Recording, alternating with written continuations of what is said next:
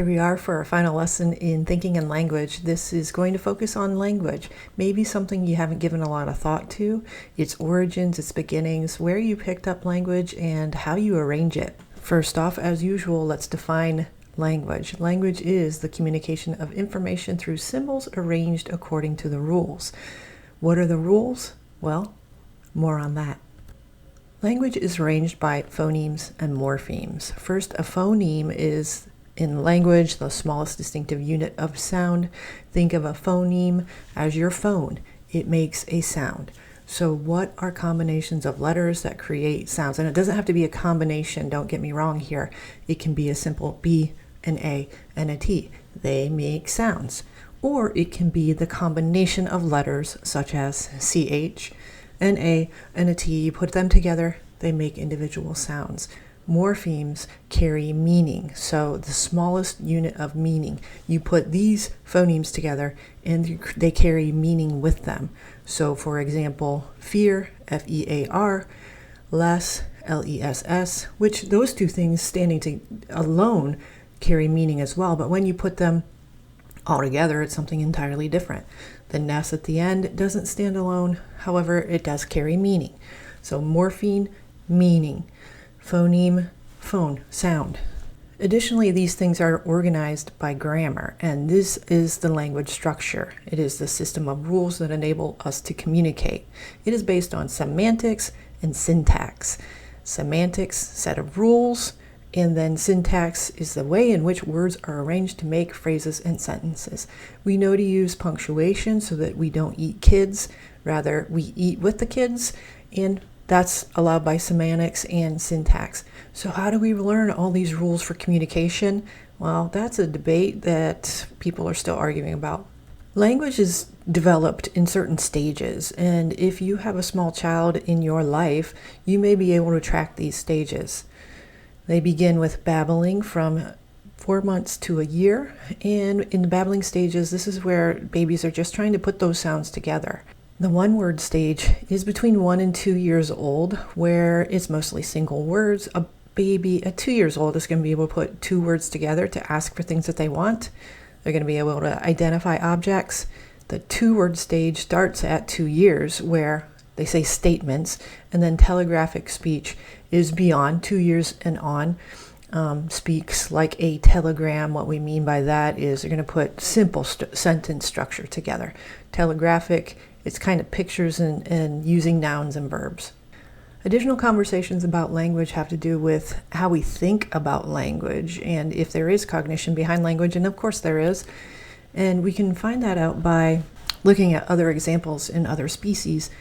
Animals have been taught sign language and they can communicate.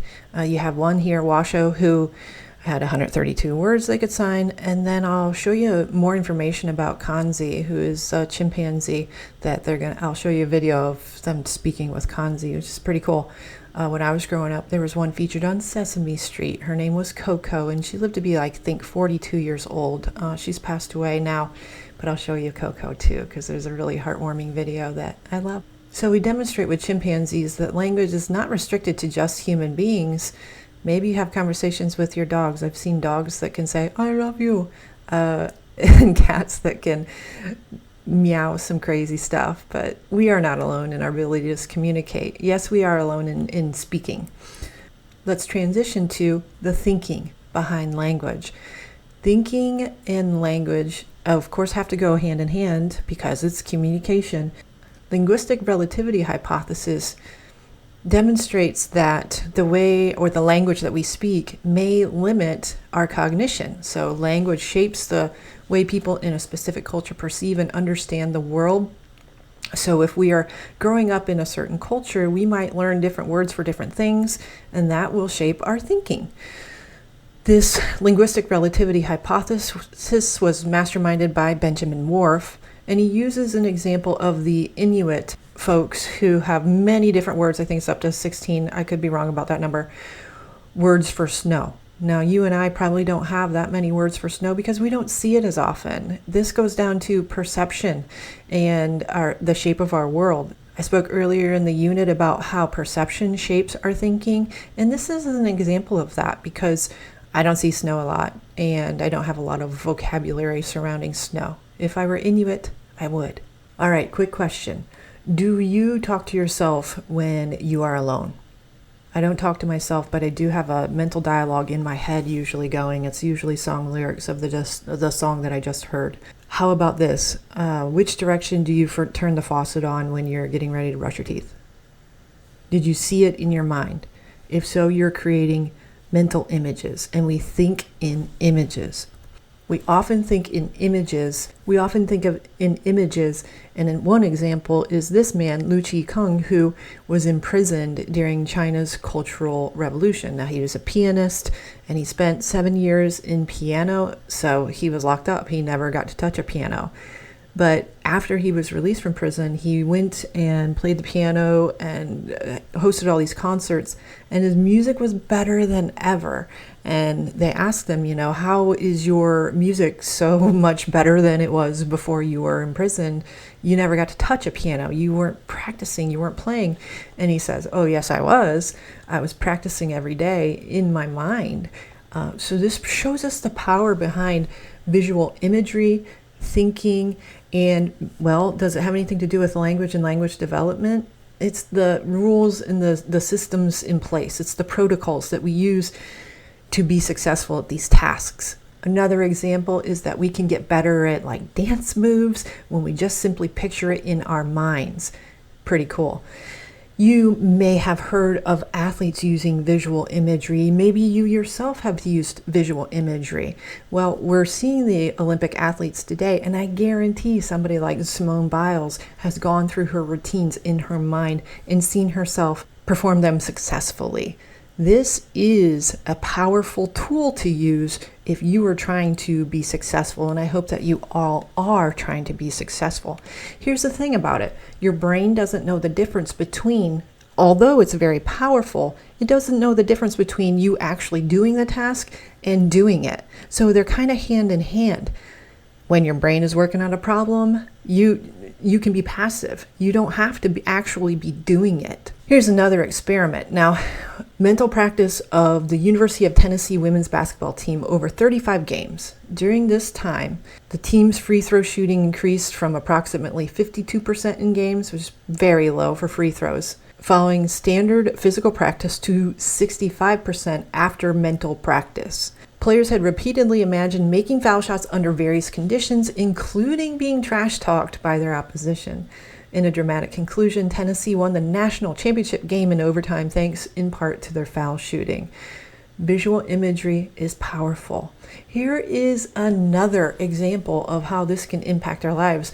We can use mental rehearsal, mental practice, performing a task as opposed to actual practice, as I've been discussing. Can you apply it to your academic life? Shoot, yeah. Researchers demonstrated with 2 groups of introductory psychology students facing a midterm exam 1 week later. So the first group spent 5 minutes each day visualizing themselves scanning the posted grade list and seeing their A, beaming with joy and feeling proud. This outcome really had little effect. I mean, they added 2 points to their exam score average, but another group spent 5 minutes each day visualizing themselves effectively studying, reading the chapters, going over notes, eliminating distractions, and even declining going out. This process and situation paid off. They were the ones who began studying sooner, they spent more time at it, and they beat the others' average by 8 points. So it works. A better plan is to visualize yourself doing the hard work rather than seeing the end result. See yourself hitting the books. So your brain is very powerful, and we can do a lot of different things at a lot of different times. We can visualize success even when we're not engaged in it. All right, lastly, how do we explain learning language? How do we pick this stuff up? Well, go back to the unit on learning. A lot of it's grounded on operant and classical conditioning. We associate words with objects, we put them together, we use imitation. When our parents hand us an object, they tell us what it is, and then we imitate, or we pick up the occasional swear word. And reinforcement. So when a baby is in that babbling stage and they begin to shape a word, who is there to say, yeah, yay, good baby, that's right? And if they're not there, then is a person going to pick up language? Babies need to be talked to, and that's the way that they're going to learn and associate the language itself. If babies don't have the stimulation, they're not at risk at not developing future language. It's just going to be more limited. Those of you that are bilingual learners, if you picked up a language when you were young, you had the advantage and you still have an advantage, and more on that in the next slide. Bilingual learners really jive with Noam Chomsky's theory of innate processes of learning. Now, Chomsky says that we are born with innate linguistic capability. In other words, it's within us, it's instinctual. We're going to be able to communicate using language. And he believes in this language acquisition device, universal grammar in all humans. The learning theory of language development doesn't necessarily explain why or how we learn grammar rules.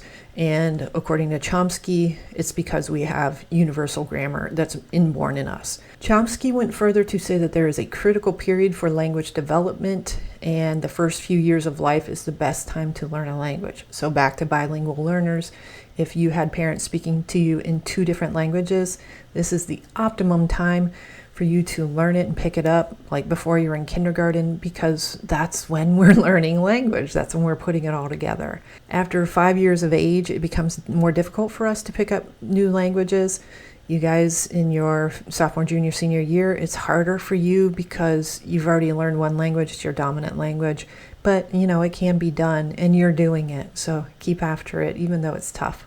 That concludes our unit on thinking and language. Now, thinking and language are paired together because we think using language, we think using images.